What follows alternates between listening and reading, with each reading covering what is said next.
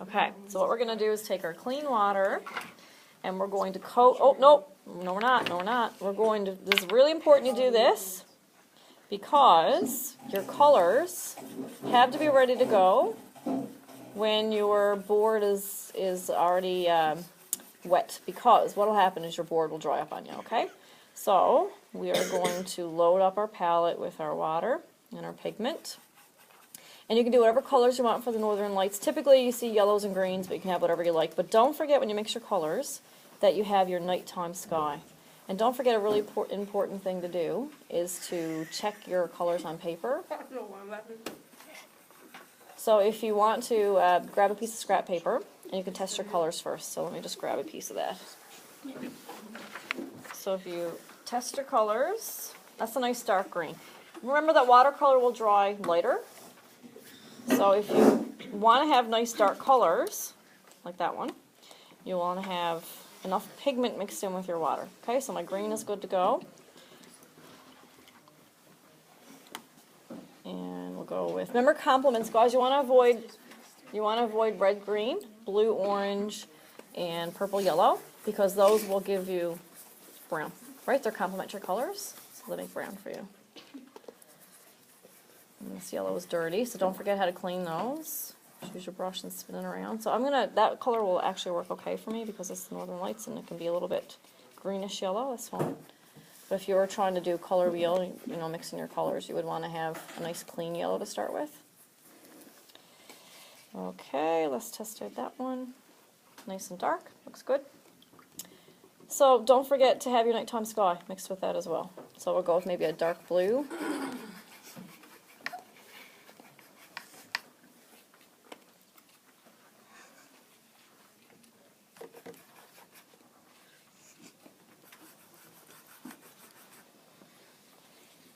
Alright, the last thing is to wet your board, so don't wet your board first.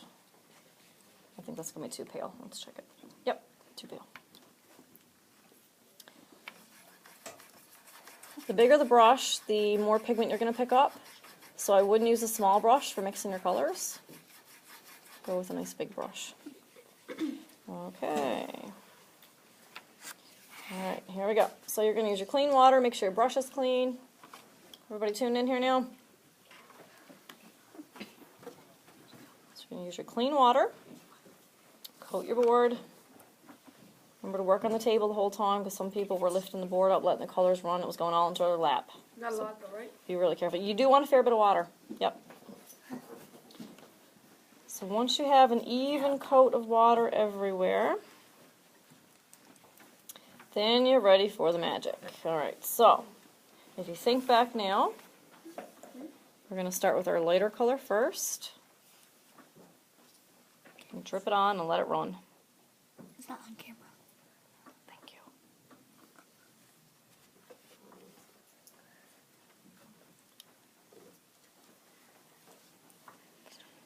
Okay, we'll go with another color now. So you can move your board around in all directions. And if you wanted to, you could start with a full thing of green if you wanted, and then drip or yellow, and drip your colors in.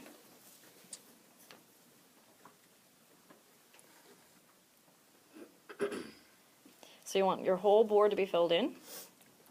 And I'll give you a quick refresher too, guys, on how to do the trees, because we talked about that too. It was a long time ago now.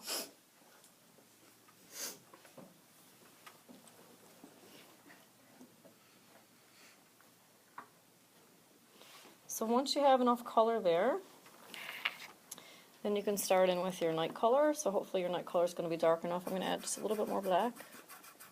Make sure it's ready.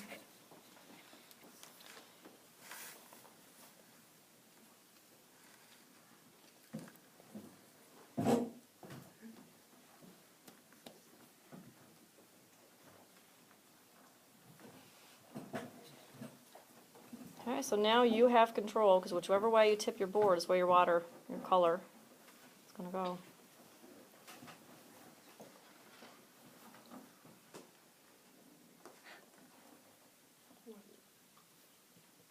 Ooh, look at that nice texture up there now on the yellows and the blacks. That'd be a nice little area, won't it? Yep.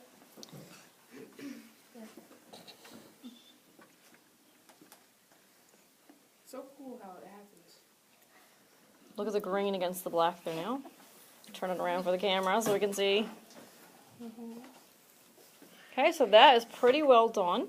See, we've got some white spots there now. If you clean your brush, take some clean water, and if you just go along now, make sure I'm in the camera, and touch up those white spots, everything will kind of flow together, and it'll finish it off. So just make sure you keep rinsing your brush, because if not, you might muddy up some of your colors. So it just allows that last little bit of color to flow into those white areas. So I think those will be nice when it's dry. So don't forget, you have to let it dry before you can do your trees. What do you think? Is that good? Yeah. Okay, so we have that one, but I have one here ready to go. Just a cooking show. We're going to switch brushes now from the... Done now? That one's done. Yep. So now we've got to go into, when it's dry, I'll show you how to do the trees. So I know that I've been telling... Oh, that's hard as a rock. I know I've been telling you guys to always make sure your paint's into your palette, but for this, you'll probably want to use right off the pigment itself, because you want it to be really solid, like a silhouette. Could you use like a Sharpie too? Yep, you absolutely could. Yep. So now the nice thing is we can decide which way is up. So we can turn it all around in every direction and decide which way looks good. Don't make enough. Kind of like it this way. What do you guys think? Yup. That look like the bottom?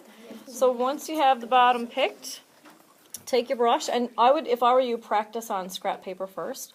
But you could do a mountain, so it could be just a solid chunk like this that you come in. And especially if you do an area on your painting that you don't like, this is a really good way you can hide it.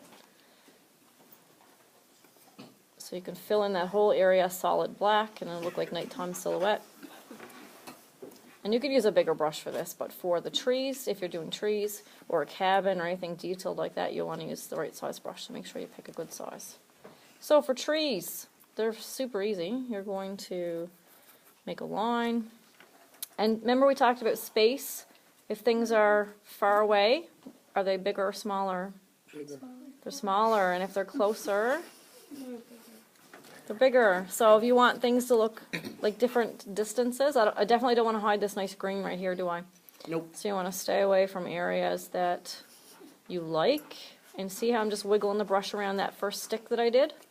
So you make a line.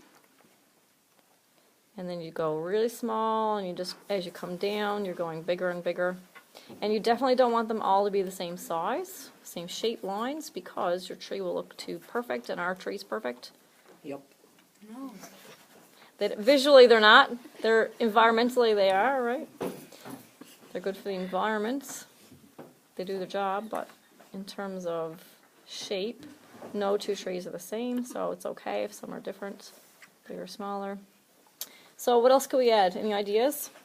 Cabin, moose, Oh, stars. house, Stars? stars. Oh, let's do some stars. Good idea. So if we, No. yep, if we use our Go clean plain. water, Go Is plain. it love and turning into quick arrows? if we use our white, And then hit the have it brush. fairly runny, put it into your palette, and then you're going to take a second brush and make sure it's dry, because this one will also flick. So dry it off on some paper towel or your paper or whatever. Now, if you're going to do that, I should have done it before The I trees. did my trees. So I'm going to actually just mask those out and just do a few little stars up here in the sky.